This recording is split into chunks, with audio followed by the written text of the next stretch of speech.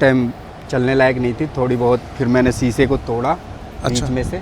अच्छा। और उसके बाद मैं शीशे को तोड़ने के बाद घर पे लेके गया गाड़ी। बिल्कुल। इंश्योरेंस का जैसे 2 दिन पहले ही उसका कैंसिल हो गया, मतलब वो डेट एक्सपायर हो गया था, अच्छा। तो उसके वजह से हमारा काफ़ी नुकसान हो गया है। तो सर आपने, क्योंकि अभी आप लखनऊ से दिल्ली की तरफ जा रहे हैं और आप हाईवे पे चलते रहते हैं, इसका मतलब है रेगुलर? हाँ, मैं फ्रिक्वेंटली चलता तो कितनी रेंज देती थी ये गाड़ी? हूँ। मेरी गाड़ी ऐसे टेढ़ी घड़ी करके अपनी तार पहुंचाएगा यहाँ तक, तो वहाँ तो जगह ही नहीं है अब।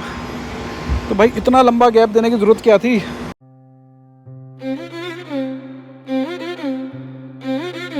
तो लखनऊ से डायरेक्ट अब दिल्ली का सफ़र शुरू हो गया है। ये एरिया है उदयगंज। ये रोड जाता है लेफ़्ट में रायबरेली के लिए और राइट में जाता है उन्नाव और कानपुर के लिए। हमें जाना भी सीधा दिल्ली है। यहाँ से 522 किलोमीटर। टाइम दिखा रहा है 7 घंटे। 7 के हमें लगेंगे 8.5 घंटे, क्योंकि 2 बार चार्जिंग लेनी पड़ सकती है। रात को गाड़ी चार्जिंग पे लगाई थी, कोई एक नया चार्जर था जिसके बारे में कभी सुना नहीं। एसी चार्जर था 22 किलोवाट वाला, पर 7.5 किलोवाट से ऊपर हमारी गाड़ी लेती नहीं, तो इससे ऊपर उसने ली नहीं। 80% के बाद अपने आप कट मार गई, पता नहीं क्यों। पैसा ऐप में मैंने डाला हुआ था, वो बचा रह गया। तो ये आ गया है अब आगरा एक्सप्रेस वे। यहाँ से लगभग 325 किलोमीटर के आसपास है आगरा, और ये बहुत ही ब्यूटीफुल रोड है। और दिल्ली है लगभग 525-30 किलोमीटर। एक ऐप के बारे में मैं आपको बताना भूल गया था, वो है अगर आप नेपाल जा रहे हैं तो वहाँ पर एक और ऐप चलती है जिसका नाम है चार्जिंग स्टेशन इन नेपाल करके, CS करके उसका लोगो है। वो मैं आपकी स्क्रीन पर डाल देता हूँ। उस ऐप को अगर किसी को जाना तो ज़रूर डाउनलोड कर लेना। और मौसम भी हो गया है शानदार। इतने लंबे रूट पे अगर गर्मी है तो ड्राइव करने में मज़ा आता नहीं है। रूट के ऊपर आ रहे हैं, चाहे वो पेट्रोल कार है, चाहे वो EV कार है या कुछ भी है। अगर आपकी गाड़ी में कोई इशू आता है XYZ रीज़न से, पेट्रोल ख़त्म होने वाला है, पंचर हो गई है, कुछ भी XYZ रीज़न है, तो आप फ़ोन करो। तो नंबर है 14449। आप इस नंबर पे फ़ोन करो, क्योंकि अगर आप इतना ज़्यादा टोल पे कर रहे हो, लखनऊ से दिल्ली जाने का लगभग 1300 रुपये के आसपास का टोल है या उससे ज़्यादा है। तो ऐसा नहीं है कि खाली सिर्फ वो टोल ले रहे हैं। कल को कोई इमरजेंसी आपके साथ आती है, वो आपकी सारी चीज़ें इसके अंदर कवर होती हैं। और काफ़ी तेज़ बारिश शुरू हो गई है भाई, काफ़ी तेज़। थोड़ा सा स्पीड को कम कर लेते हैं बारिश के अंदर। और इसलिए जो इंद्र देवता थे, इसलिए उन्हें राक्षस कूटते थे पकड़ के। एक तो पेट्रोल नहीं आ रहा देश में, LPG नहीं आ रही, उपले पड़े हुए हैं देश में, और जो लकड़ी पड़ी है उन्हें भी गीला करके उन्हें भी भिगो दिया है। अब वो पिटने वाले काम करेंगे तो फिर ऐसे ही करते तो राक्षस। ऐसा ना हो इंसान भी राक्षस बन जाए बाद में। कब पहुंचेंगे? अभी तो निकली है बेटा, अभी कब पहुँचेंगे तुम? अभी तो निकले हम, रात को पहुँचेंगे। शाम को पहुंचेंगे। शाम को पहुँचेंगे। मिम्मी बैठ जाओ, गिर जाएगा, बैठ जाओ। सीट बेल्ट बांधो। Seat belt. ओए हाथ में देखो।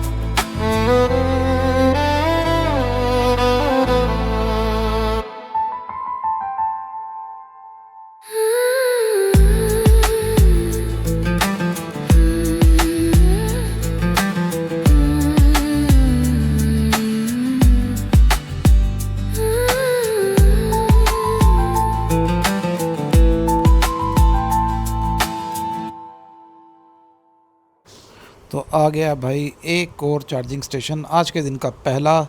अदानी के चार्जर लगे हुए हैं, चल रहे हैं नहीं चल रहे जाकर देखना पड़ेगा। नहीं चल रहे पर चल जाएंगे। तो एज़ यूजुअल बहुत सारी गन्स हैं। एक गन उसमें से मशीन पे नहीं दिखा रहा चल रही है, पर चल जाती है। और जब तक चल रही है, चार्जिंग हो रही है, तब तक हम कार प्ले के थ्रू कार के अंदर गेम्स भी खेल सकते हैं। ये काफ़ी लोगों को नहीं पता है, तो मैंने आपको बता दिया, तो अगली बार खेले ना। अब दिल्ली बचा है 375 किलोमीटर, गाड़ी की रेंज बची है 242। रास्ता स्मूथ है। तो भाई इस रूट पे प्रॉब्लम ही प्रॉब्लम है। पूर्वांचल एक्सप्रेसवे से ले लो, गोरखपुर के लिंक रोड से ले लो, और उसके बाद चाहे आप आगरा एक्सप्रेसवे पे आ जाओ। अगर इलेक्ट्रिक कार है तो प्रॉब्लम ही प्रॉब्लम है। हालांकि अभी तो पेट्रोल वालों के लिए भी प्रॉब्लम है, क्योंकि इतनी जिस हिसाब से भीड़ है पेट्रोल पंप्स के ऊपर और पुलिस बैठी है पेट्रोल पंप के ऊपर, उसके साथ भी कलेश है अभी फॉर अ टाइमिंग तो। लेकिन इस रोड्स के ऊपर क्या है ना, सारे जितने यहाँ पर यूपी गवर्नमेंट का टाई अप हुआ पड़ा है अदानी के चार्जर्स के साथ। उन्होंने अच्छे चार्जर भी लगाए हैं 240 किलोवाट के, 60 किलोवाट के, और वहाँ पे छोटे वाले प्लग 3 पिन प्लग भी लगे हुए हैं। पर प्रॉब्लम क्या है, वो सारे शायद कनेक्टेड है रूरल एरियाज़ के साथ, वहाँ पर उनकी चार्जिंग पॉइंट्स के साथ। वहाँ इलेक्ट्रिसिटी आती है तो ये शायद पॉइंट्स चलते हैं, तो ज़्यादातर ख़राब है। मैं स्पेसिफिक बता देता हूँ जो मुझे ख़राब मिले। गोरखपुर लिंक रोड से उतरते ही वहाँ पे चार्जर ख़राब। तो लखनऊ की साइड जाओगे तो वहाँ पर रास्ते में 1 या 2 चार्जर थे, उसमें से 3 मशीन्स लगी हुई हैं। तो मान लो एक मशीन की 1 गन चल रही है, बाकी सारी ख़राब है। कई जगह गन्स काटी हुई हैं, कई जगह ऐसी है जहाँ पे गन ही नहीं है, लोग गन काट के ले गए हैं। वो लोगों की दिक्कत अलग है। हमारे यहाँ पावर की दिक्कत है, चार्जर चल रहे हैं तो लाइट नहीं आ रही है। मेंटेनेंस की दिक्कत है, बहुत सारे चार्जर दिखा रहे हैं अंडर मेंटेनेंस। अभी लास्ट में जहाँ मैंने चार्ज किया वो मशीन स्क्रीन पे चल ही नहीं थी, लेकिन ऑनलाइन दिखा रही थी। पर मैंने ऑनलाइन चार्ज किया, गन 1 नहीं चल रही थी, गन 2 से मेरी गाड़ी चार्ज हो गई। स्क्रीन पे फिर भी कुछ नहीं आया, लेकिन गाड़ी चार्ज हो गई।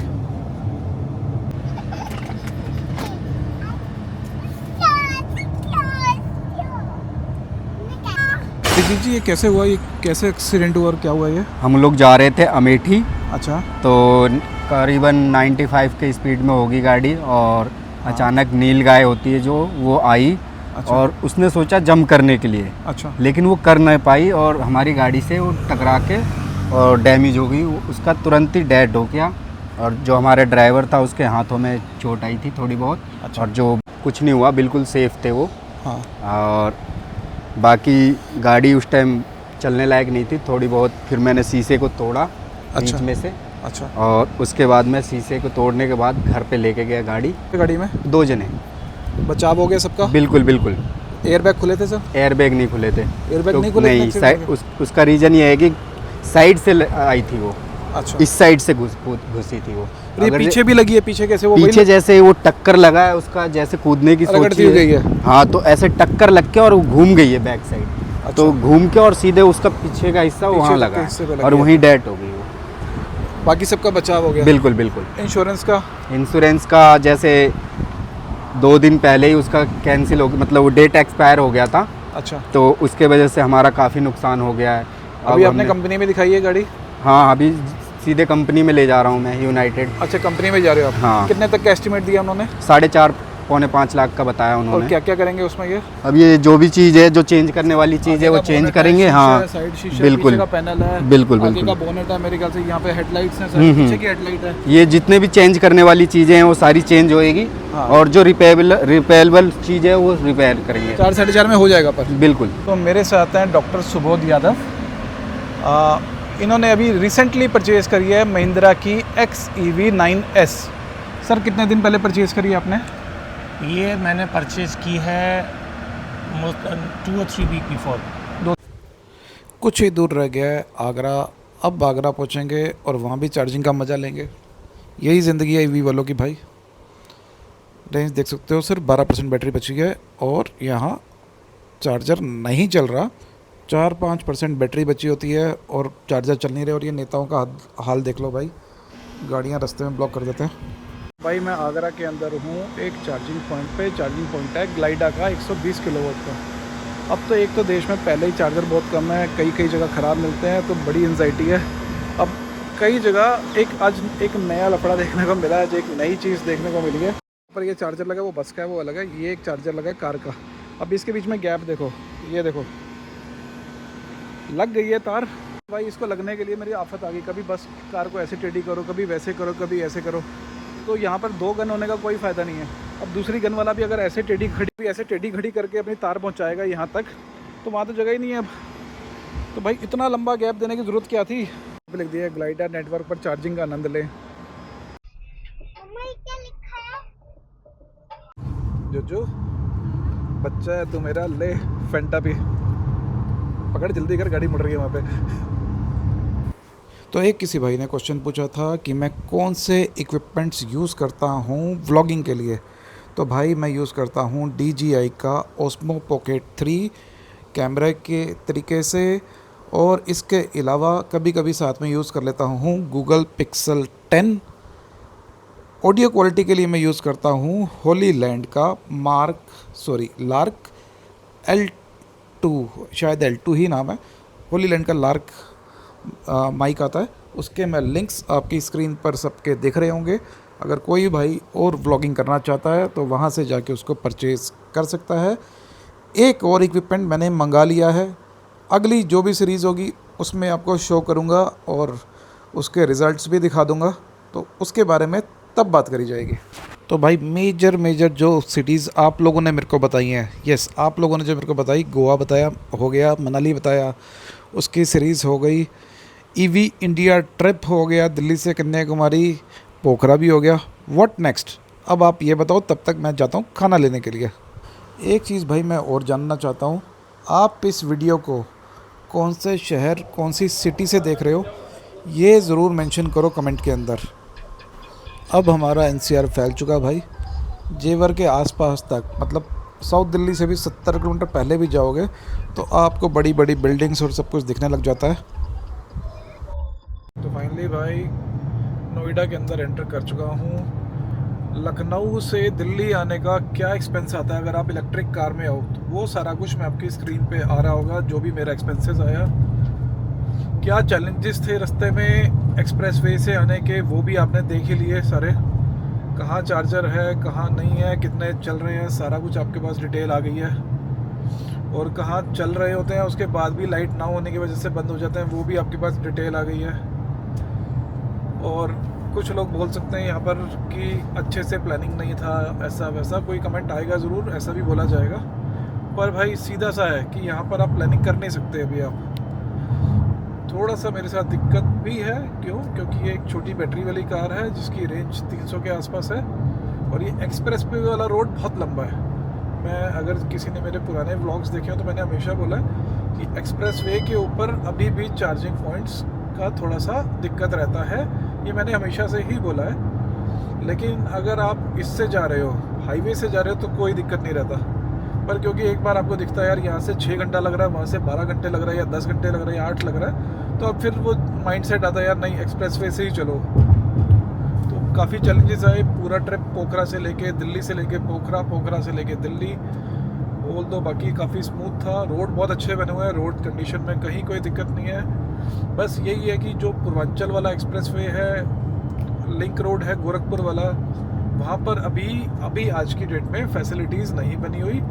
Restaurants, washroom, petrol pump, electric charging points, इन सब फैसिलिटीज़ की बहुत कमी है। इवन अगर आपको पानी की बोतल की ज़रूरत पड़ जाए तो वो भी काफ़ी दूर तक आपको नहीं मिलने वाला। एक ये थोड़े से चैलेंजेस आप अपने माइंड में लेकर चले, कल को पंचर हो जाए गाड़ी या कुछ हो जाए, ये थोड़ी सी दिक्कतें आती हैं। पर हाँ, हालांकि पंचर होगी तो आपको परेशान होने की ज़रूरत नहीं है, वहाँ पे इमरजेंसी नंबर होते हैं, आप उन पर कॉल करें, वो आपकी हेल्प ज़रूर करेंगे आई गेस। तो ये पूरा एक ट्रिप था। जो एक्सपीरियंस इस बार मेरे साथ रहा थोड़ा सा अच्छा नहीं रहा। लास्ट में 2-3 बार मुझे ऑफ साइड जाके 50 किलोमीटर जाना, 50 आना, 100 किलोमीटर मेरे को एक्स्ट्रा ड्राइव करके आना पड़ा। तो अब थोड़े टाइम का यहाँ से लेते हैं ब्रेक, अब थोड़ा टाइम ट्रैवल व्लॉग होंगी बंद। और मुझे एक चीज़ और जाननी है कि क्या EV व्लॉग तो चलो ठीक है, आप मैं 1 साल से कर रहा हूँ, लगभग 9 महीने से, आप लोगों ने काफ़ी सपोर्ट भी दे दिया। क्या अगर अगली व्लॉग जब भी होगी वो किसी और मोड ऑफ ट्रांसपोर्ट से करी जाए, कुछ ऐसा एक कंटेंट बनाया जाए कि बजट ट्रिप्स आप कैसे कर सकते हैं इंडिया से, लाइक नॉर्थ ईस्ट जाना है या कहीं और जाना है, क्या अगर ऐसा कोई व्लॉग बनाया जाए तो will you guys be interested to watch it और नहीं, या सिर्फ EV के अंदर ही? कमेंट करके बताओ। मिलते हैं नेक्स्ट व्लॉग में।